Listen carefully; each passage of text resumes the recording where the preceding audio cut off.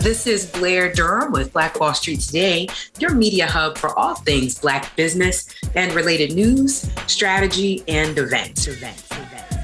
Black Wall Street Today is brought to you by Black Brand, Hampton Roads Regional Black Chamber of Commerce. Now, here on Black Wall Street Today, we are constantly interviewing the most hardworking, sharpest, and most innovative Black business owners in the Hampton Roads area. And today is absolutely no different. Today with us, we have Larry Pendleton, CPA. Now, Larry is not only a CPA, but also a real estate investor. His mission is to help people achieve financial abundance through real estate investing and tax strategizing. Tune in because I know that some of you folks are going to need some advice on that. Now, he's been a CPA for over 9 years with over a decade of experience in tax consultation and preparation, cost segregation studies, accreditor investor validation, accounting, auditing, and bookkeeping. Whew. Now, Larry's team consists of 5 tax and accounting professionals servicing 200 professionals in real estate across the United States. He brings over 7 years of real estate experience in buy and hold multi and single family housing, corporate housing, short-term rentals, new constructions, and flips.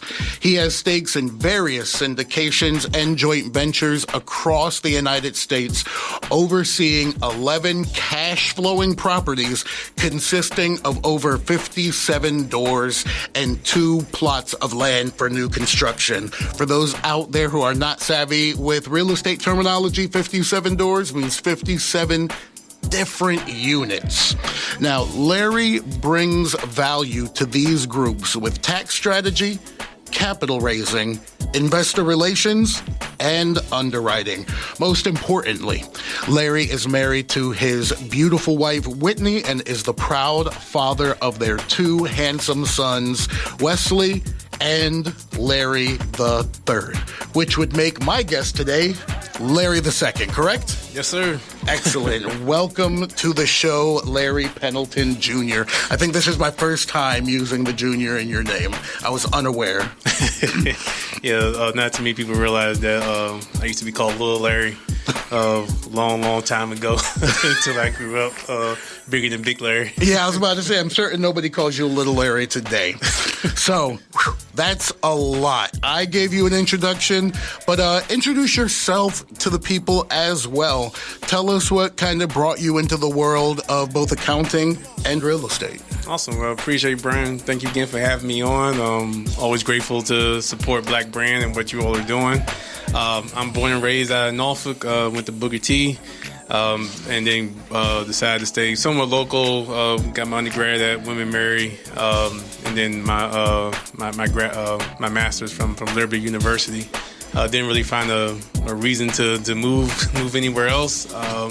All of my friends and family and people that I wanted to help support are here, so decided to stick around and kind of build PC Financial Services and CP Realty with my good friend and my partner, Terrion Conyers, who's a Class A contractor, who's also born and raised in Norfolk, Booker T grad, and William Mary as well. So that's kind of a deeper background on that aspect of it. And the reason why I kind of got into accounting in the first place is really to help support my dad with his business ventures, but then kind of saw there was a bigger need of people just needing the education around how to do accounting, how to use the tax code to your benefit, and kind of do what the wealthy do.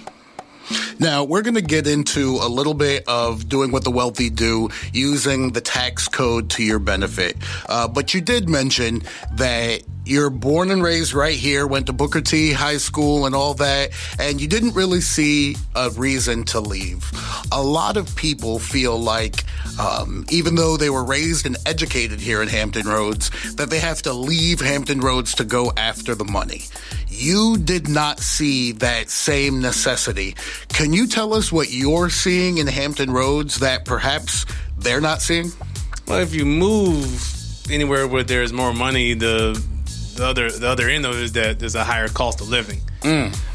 So that's part of it. Was like, hey, I can make more money in DC, New York, whatever, but it's like but I'll be living in the closet for the most part. But I mean, this area, obviously is really close to me, and just kind of seeing all the different changes, especially now with the housing demographic that's changing, and a lot of the public housing being torn down. It's like, okay, I have a duty to kind of take what I learned from others who live elsewhere, and kind of how do I bring that here, and try to support where I can. Love that. And you are a huge supporter in the Hampton Roads area, especially a huge supporter of Black businesses. But before we jump into that, let's talk about something that we all need to have a conversation about, and that is taxes. From single folks out there listening, to the students who are tuned in, to the families that may be riding to church or back from church this morning. Let's talk about how to partner with the government and save on our taxes, because this seems to be a topic that a lot of us want to run away from.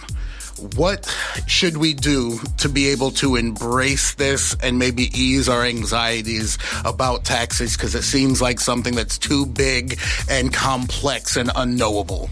It's definitely a mindset shift that's needed. I tell, anytime I have a consultation with anyone, a lot of what people say is like, why don't teach this in school? Really is due to the fact that they know most of the people that are coming out of school are going to be employees. But the aspect of the tax code itself is really an incentive plan to have the masses move a certain way. If you want people to buy homes, you give a deduction for this. You want people to invest over here, you provide tax credit for that. So like one way or another, we're all partners with the government. It's just how are you leveraging that partnership to your benefit?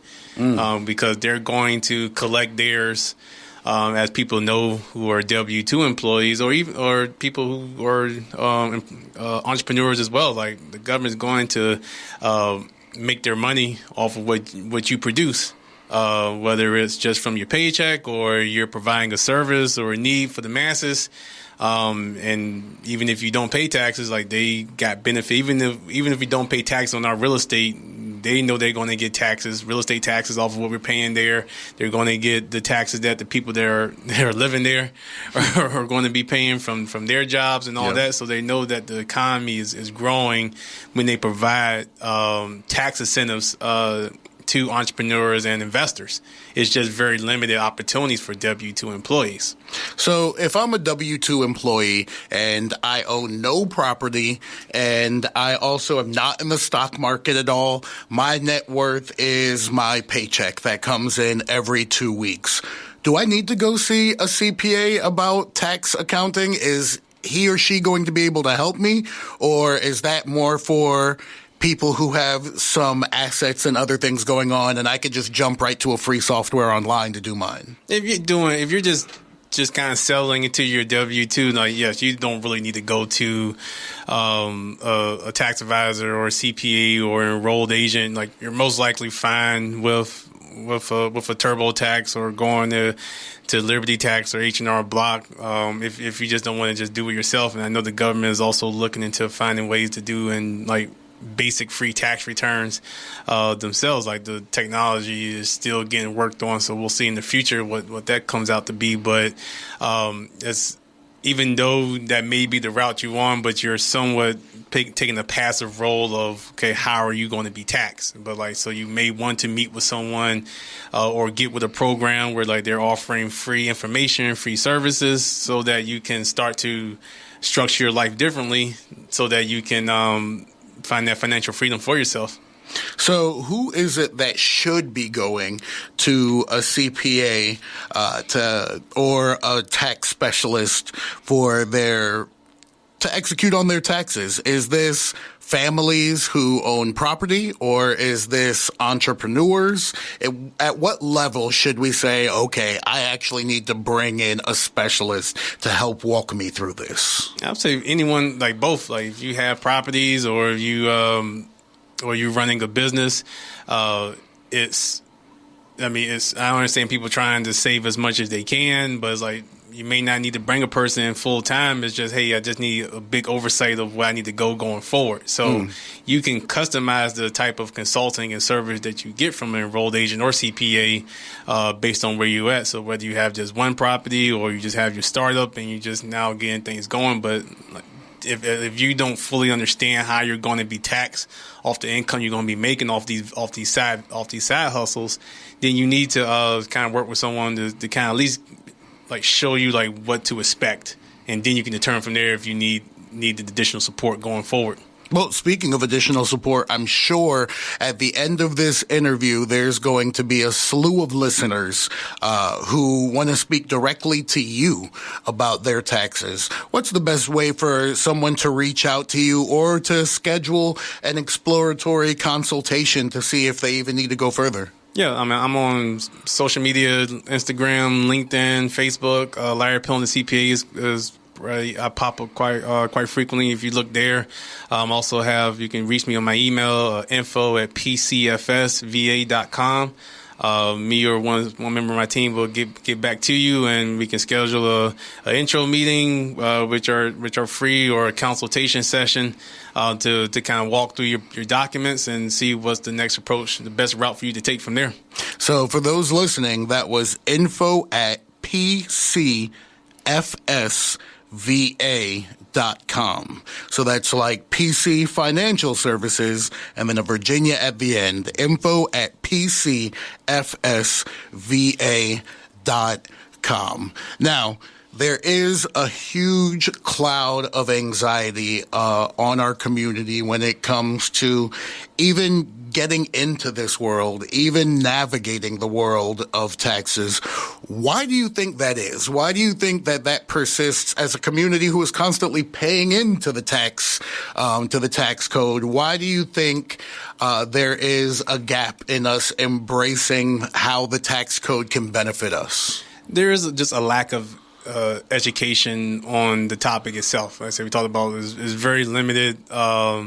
Unless you're actually taking accounting and tax courses in college, unless you know someone in your family or have a family friend, or that's something that's talked about at the dinner table quite a bit. As we grow older, the less and less we know of something, the more fear that comes from it. We just know that, hey, if I don't pay, I may end up in jail. And that's something that people always tell me is like, well, it doesn't really get to that extent unless you're doing something rather fraudulent or you're just not paying taxes at all for an extended period of time.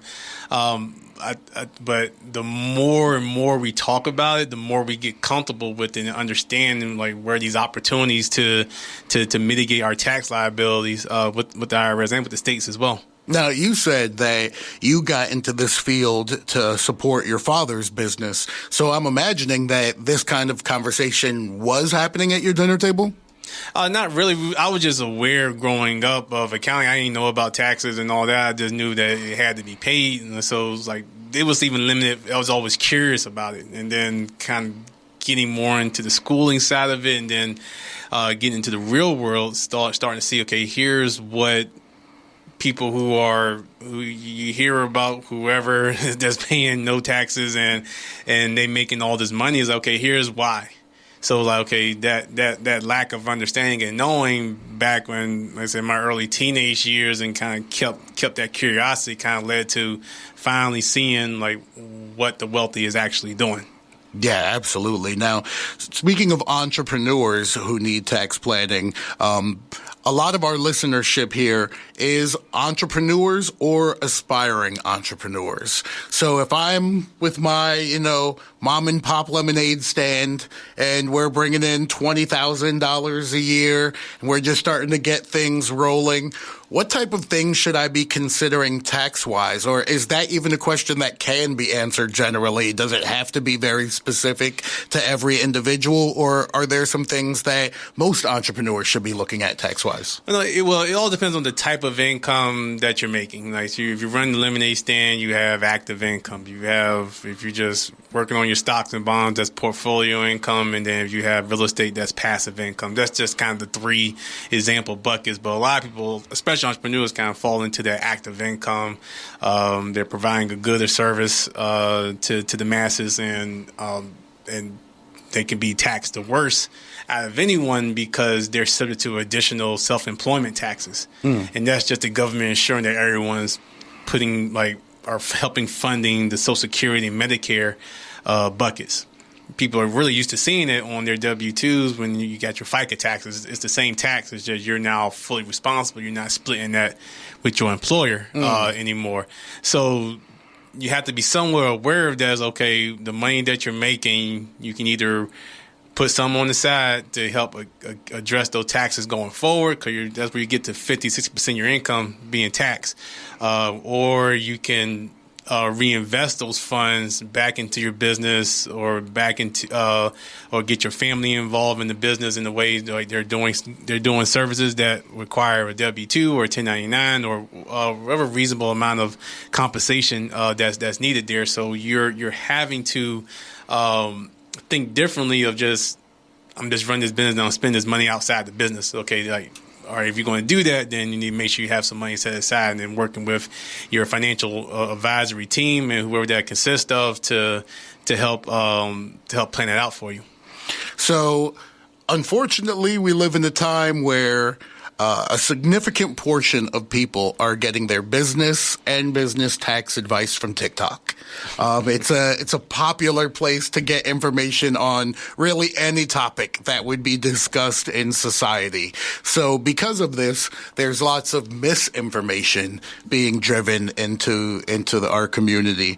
When it comes to entrepreneurs paying themselves, do they have to pay payroll taxes on that? Is there any way that they can pay themselves and maybe circumvent that, take a guaranteed draw from the company or anything else? Or are the people out there spouting that just really going to get us all in trouble?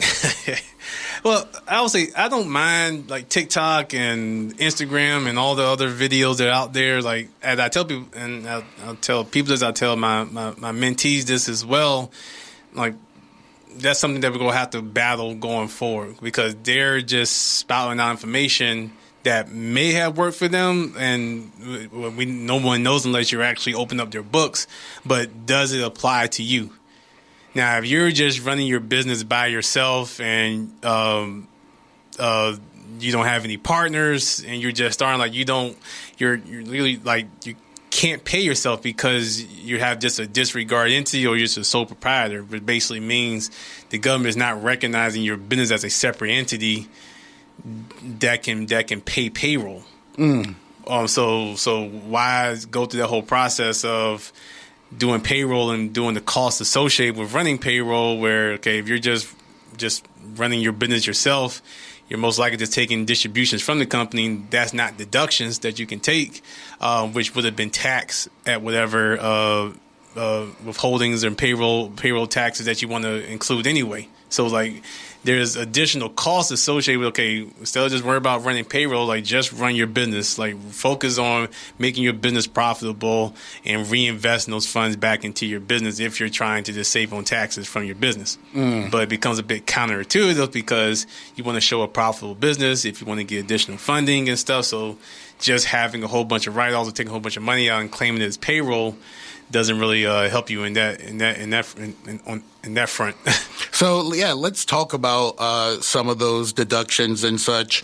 There's also a myth within our community that you should be showing a loss from your business, so that way you can get a tax refund. Can you explain maybe where that myth started and if that is really the way to go?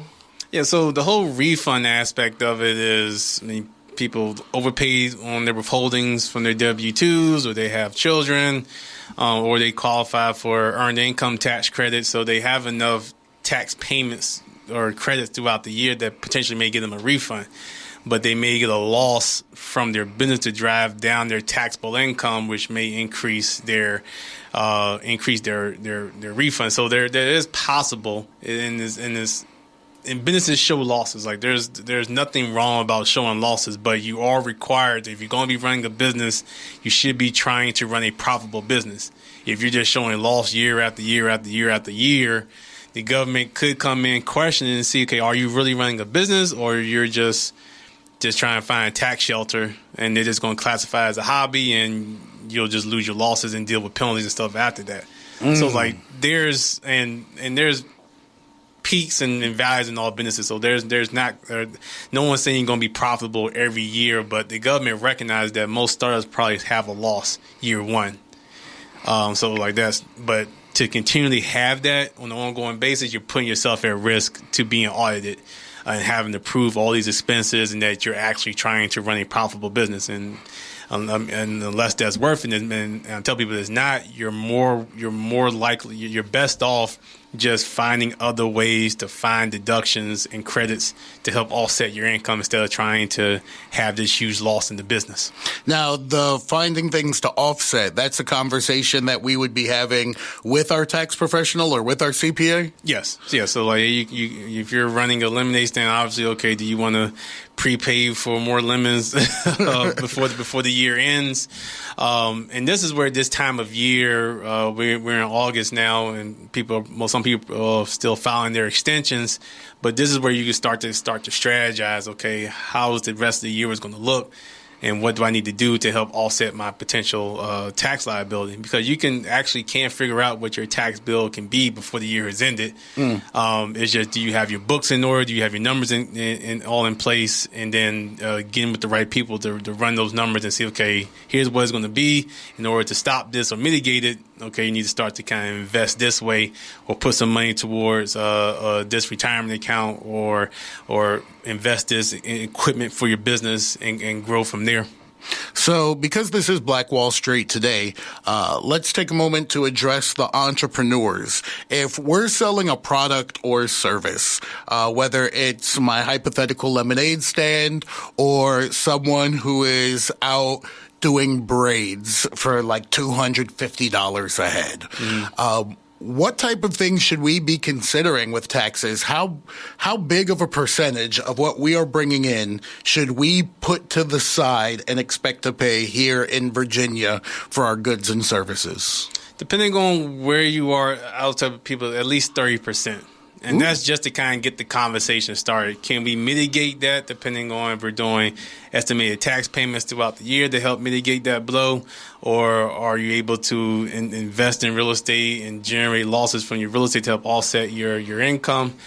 We can do that route as well. Or if you're having your W-2 as well as your side hustle, all right, could the withholdings from your W-2 help mitigate the income that you're making from your business? Because that may reduce your refund, but the goal really isn't to get a large refund. The goal is to make sure you're not overpaying in taxes throughout the year, or for the not overpaying income tax, I should say, for the year. So there's stuff that you want to make sure you're talking with the right advisor about, that knows your industry and know where your future goals are and where you're trying to get to.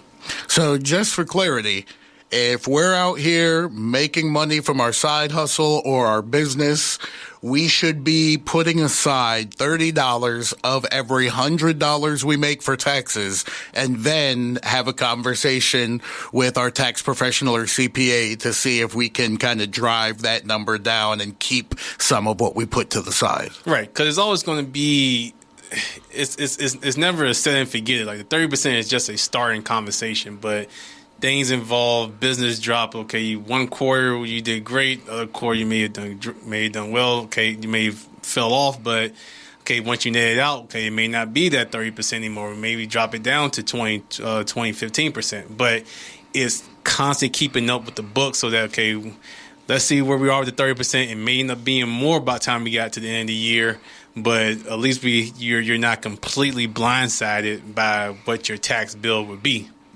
100%. Now, I know that asking a CPA how much should our CPAs be charging us is like asking us how much does a lawyer cost. It could be anywhere from $200 an hour to $2,000 an hour.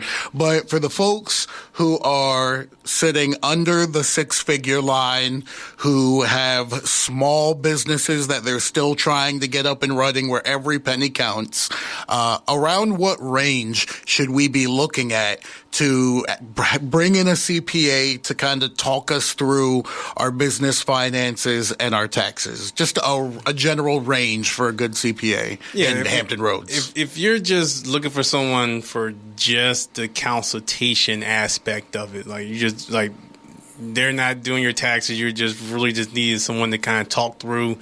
I mean, it can in this area, I've seen it range between $200 and $500 an hour. Gotcha. And is that an investment? Because really, you should be able to walk away from that meeting with more in deductions than or more in tax savings, I should say, than what you actually paid for in that meeting. So yeah, that if you're looking for just a consultation on an hourly basis, that's what we're kind of looking for from there. And you try and max out as much as you can without having to come back for another meeting to recap what you've already went through.